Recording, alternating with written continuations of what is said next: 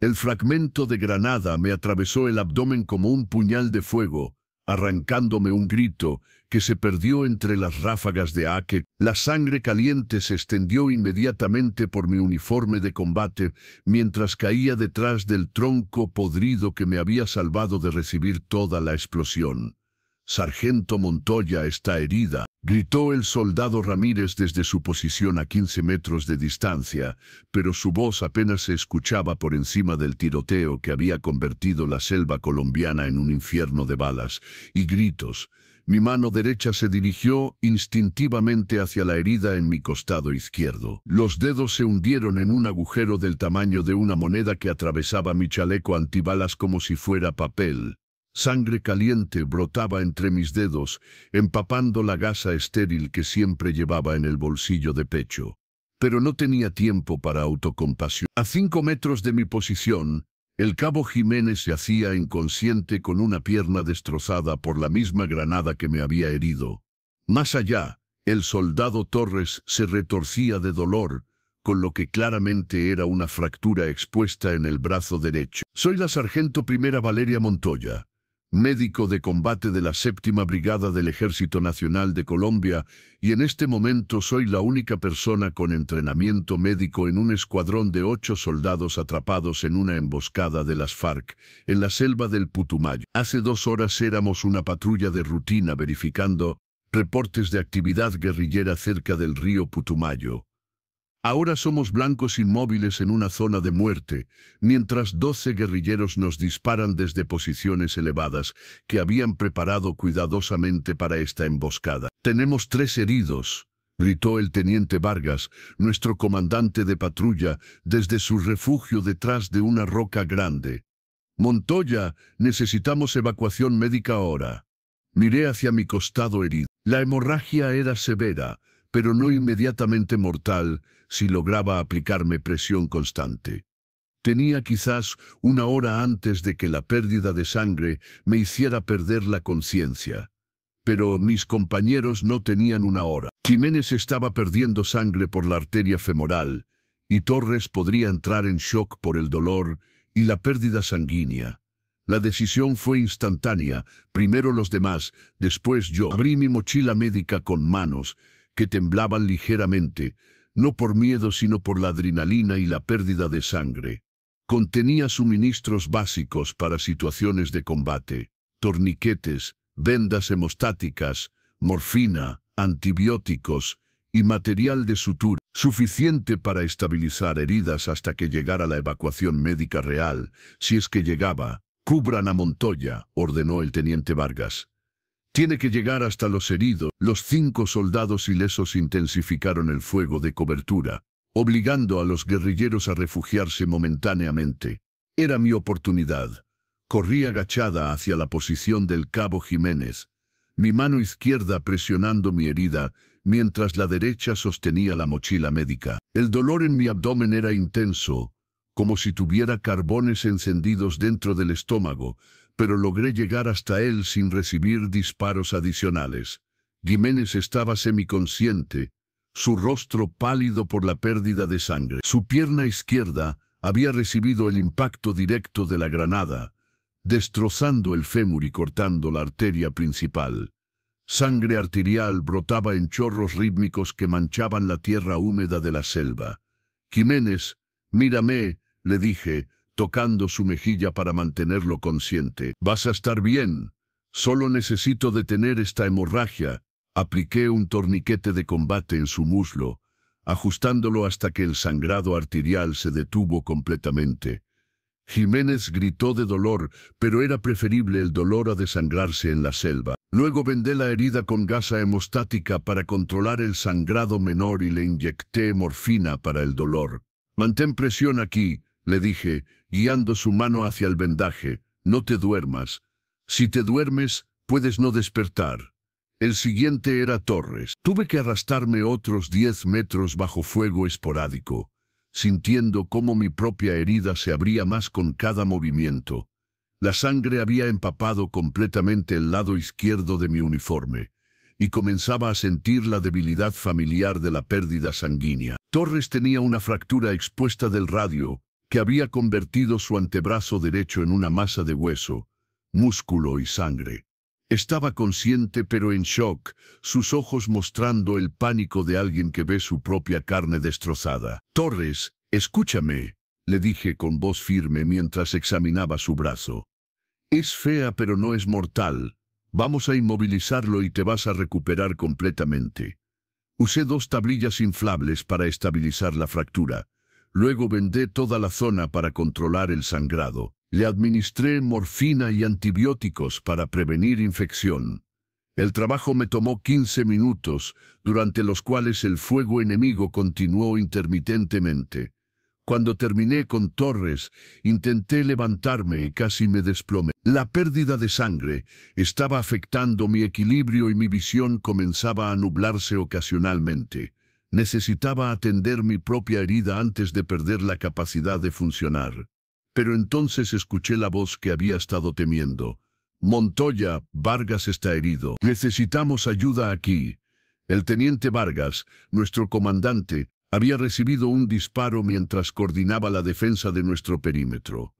Sin él, la moral del escuadrón se desplomaría y perdríamos cualquier oportunidad de repeler el ataque guerrillero. Mi entrenamiento médico me decía que debía estabilizar mi propia condición antes de intentar ayudar a otros.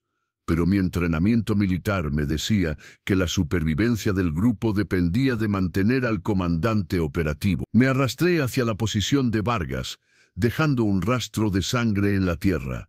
Cada metro era una agonía, pero logré llegar hasta donde yacía detrás de una roca grande. Vargas había recibido un disparo en el hombro derecho que había fracturado la clavícula y cortado vasos sanguíneos importantes. Estaba consciente pero perdía sangre rápidamente y su brazo derecho estaba completamente inutilizado. «Mi brazo está muerto, Montoya», me dijo con voz tensa. «No puedo manejar mi arma. El brazo va a sanar», le respondí mientras examinaba la herida. «Pero necesito detener esta hemorragia primero».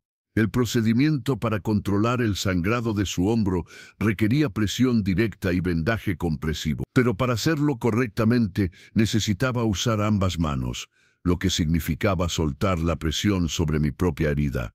En el momento que quité mi mano de mi costado para trabajar en Vargas, sentí cómo la sangre comenzó a fluir más libremente de mi abdomen. Mi visión se nubló momentáneamente, pero logré mantener la concentración el tiempo suficiente para estabilizar a mi comandante. «Vargas estabilizado», reporté por radio cuando terminé. «Pero necesito evacuación médica urgente para 4 heridos». «Negativo, Montoya», llegó la respuesta del comando base. «Zona demasiado caliente para helicóptero. Tienen que aguantar hasta que podamos despejar el área». Eso significaba al menos 2 horas más de combate antes de que llegara ayuda externa. Miré hacia mis 3 pacientes, Jiménez semiconsciente pero estable con el torniquete, Torres dolorido pero fuera de peligro inmediato, Vargas alerta pero con un brazo inutilizado. Luego evalué mi propia condición, pérdida significativa de sangre, debilidad creciente, visión ocasionalmente borrosa, pero aún funcional. Tenía quizás 30 minutos antes de que mi condición se deteriorara peligrosamente. «Montoya», gritó el soldado Ramírez. «Los guerrilleros están flanqueando por la izquierda. Necesitamos todos los fusiles disponibles». Miré hacia mi rifle M4 que había quedado a 2 metros de distancia cuando caí herida. Podía disparar, pero moverse a una posición de combate abriría más mi herida abdominal. Por otro lado, si los guerrilleros rompían nuestro perímetro, todos moriríamos sin importar nuestras heridas. Tomé mi rifle y me arrastré hacia una posición que me daba vista del flanco izquierdo. El movimiento reabrió mi herida completamente, y sentí cómo la sangre empapaba nuevamente mi uniforme. Pero desde esta posición podía ver a 3 guerrilleros avanzando entre los árboles, intentando rodear nuestra defensa. Ajusté mi rifle, controlé mi respiración para compensar la debilidad, y disparé 3 ráfagas precisas. Los 3 guerrilleros cayeron, deteniendo temporalmente el intento de flanqueo. «Buen trabajo, Montoya», gritó Ramírez. «Los detuviste, pero el esfuerzo me había costado caro». Ahora estaba sangrando profusamente, mi visión se oscurecía cada pocos segundos y podía sentir cómo mi cuerpo comenzaba a entrar en shock por la pérdida de sangre. Era hora de elegir, atender mi herida para tener posibilidades de sobrevivir, o continuar funcionando como médico de combate hasta que colapsara completamente. Miré hacia Jiménez, quien necesitaría que le cambiara el vendaje en los próximos 15 minutos. Luego hacia Torres, que mostraba signos de infección temprana que requería antibióticos adicionales.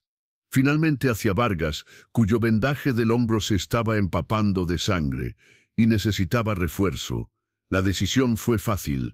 No era realmente una decisión en absoluto. Abrí mi mochila médica y saqué una jeringa de epinefrina que me daría 15 minutos adicionales de claridad mental antes del colapso final.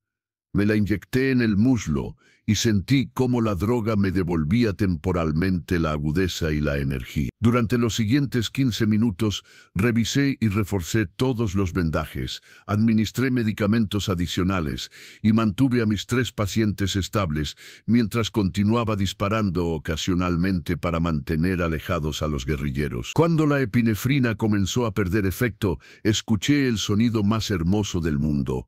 Rotores de helicóptero acercándose. Base Halcón a Patrulla 7. Llegó la voz por radio. Evacuación médica en ruta. Marquen zona de aterrizaje con humo amarillo. El soldado Ramírez lanzó la granada de humo, mientras los demás intensificaban el fuego para mantener alejados a los guerrilleros de la zona de aterrizaje. Improvisada.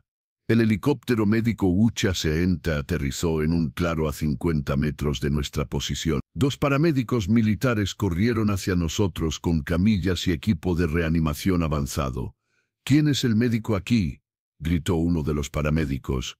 Yo, respondí débilmente, pero soy también paciente. El paramédico me miró, notando mi uniforme empapado de sangre y mi palidez extrema. Señora, usted necesita estar en esa camilla ahora mismo. Primero mis pacientes, insistí. Jiménez tiene torniquete desde hace 40 minutos. Necesita cirugía vascular urgente. Torres fractura expuesta con posible infección. Vargas hemorragia controlada, pero necesita reparación de clavícula. Mientras daba el reporte médico, mi visión se oscureció completamente y caí al suelo de la selva. Desperté 3 días después en el Hospital Militar de Bogotá. Una enfermera me explicó que había llegado en paro cardíaco por pérdida masiva de sangre, pero que me habían reanimado exitosamente. El fragmento de granada había perforado mi intestino delgado y cortado 2 vasos sanguíneos menores, pero sin daño a órganos vitales. Sus compañeros están bien, me dijo la enfermera. Jiménez mantendrá la pierna gracias a que aplicó el torniquete a tiempo. Torres se recuperará completamente del brazo.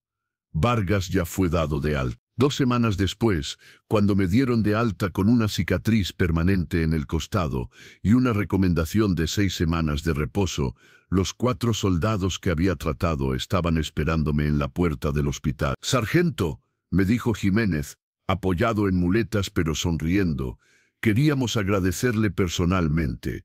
«Solo hice mi trabajo», respondí. «No», intervino Vargas. «Usted eligió salvarnos antes que salvarse a sí misma. Eso va más allá del trabajo». 6 meses después, estaba de regreso en servicio activo con una nueva asignación como instructora médica en la Escuela de Suboficiales del Ejército. Mi experiencia en el Putumayo se había convertido en estudio de caso para enseñar a futuros médicos de combate sobre triaje bajo fuego y toma de decisiones en situaciones extremas. En mi primera conferencia ante los nuevos estudiantes, les enseñé la lección más importante que había aprendido en la selva. Un médico de combate siempre enfrenta la misma decisión, salvarse a sí mismo o salvar a otros. La respuesta correcta no siempre es obvia, pero siempre es la que te permite vivir contigo mismo después. Un estudiante levantó la mano. «Sargento, ¿cómo supo que era la decisión correcta?» Toqué inconscientemente la cicatriz en mi costado, un recordatorio permanente de aquella tarde en la selva. Porque cuando desperté en el hospital y supe que mis compañeros estaban vivos, entendí que había elegido correctamente. El dolor físico sana, pero el remordimiento de no haber actuado habría durado para siempre. El aula quedó en silencio mientras los futuros médicos de combate procesaban las implicaciones de dedicar sus vidas a salvar a otros, incluso cuando eso significa arriesgar la propia. Esa noche, en mi oficina en la escuela, escribí en mi diario personal: ser médico de combate significa que tu vida nunca es solo tuya. Pertenece también a cada soldado que confía en que estarás ahí cuando más te necesite, sin importar el costo personal. En los márgenes de esa página añadí una nota médica: lección aprendida. En combate, salvar vidas ajenas antes que la propia no es heroísmo.